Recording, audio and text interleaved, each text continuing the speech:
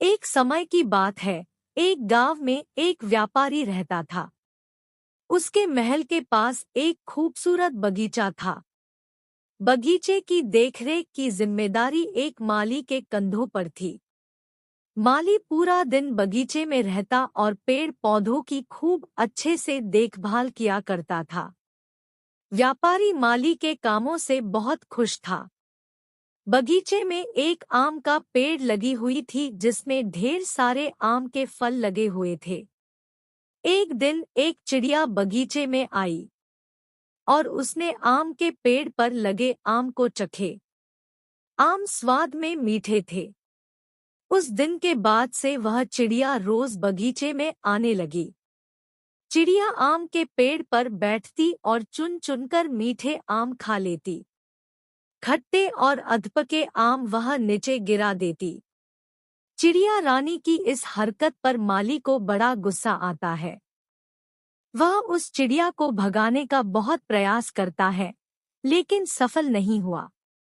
बहुत प्रयासों के बाद भी जब माली चिड़िया को भगाने में सफल नहीं हो पाया तो वह व्यापारी के पास चला गया। उसने व्यापारी को चिड़िया की पूरी कारनामा बता दी और बोला, सेठ जी, चिड़िया ने मुझे तंग करके रखा है। उसे काबू में करना मेरे बस के बाहर है। अब आप ही कुछ उपाय करें।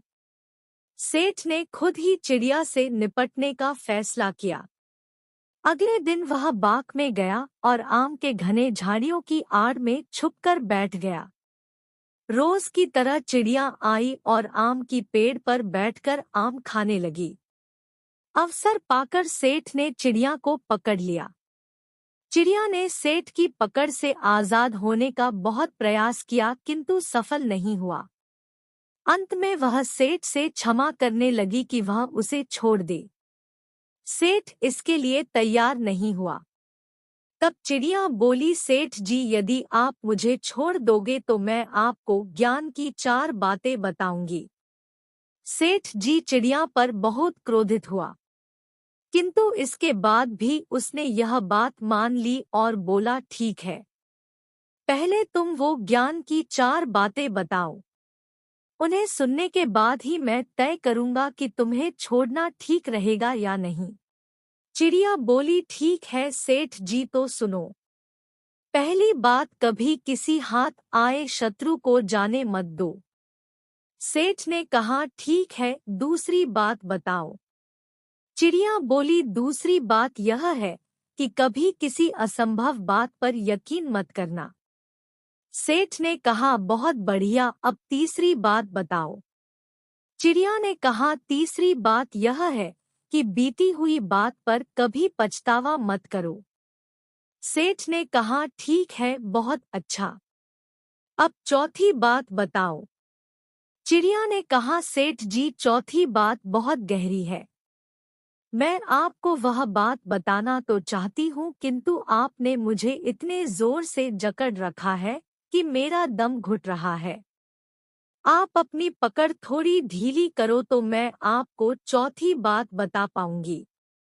सेठ ने चिड़िया की बात मान ली और अपनी पकड़ ढीली कर दी। पकड़ ढीली होने पर चिड़िया सेठ के हाथ से फिसल गई और उड़कर पेड़ के ऊंचे डाल पर जाकर बैठ गई।